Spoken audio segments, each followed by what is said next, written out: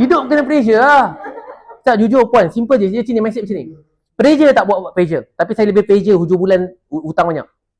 Lebih pressure hujung bulan nanti Along datang kat kita minta duit. Lebih pressure nanti hujung bulan anak-anak minta duit kat kita, isteri minta duit kat kita. Kita tak boleh nak mampu nak bayar, lagi pressure. Pilih pressure mana satu, itu je. Faham? Lebih baik 6 konten betul? Ya. Yeah. So kalau korang rasa korang stres dengan 6 konten, pilih stres mana satu. Semua benda stres dalam hidup kita. Oh, saya stres konten tak cukup masa. Kau cukup pula masa nak sedih hujung bulan tak boleh bayar hutang. Kau cukup pula stres hujung bulan kereta nak kena tarik. Pilih stres mana satu. Oh, tak cukup masa. Malam semalam kau tidur kan? Jangan tidur malam.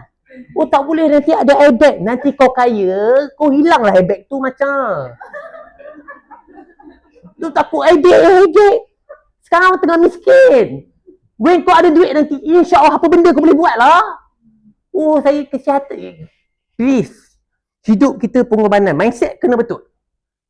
Tapi saya yakin 6 konten yang saya ajar ni kacang. Dia tak pressure, kacang.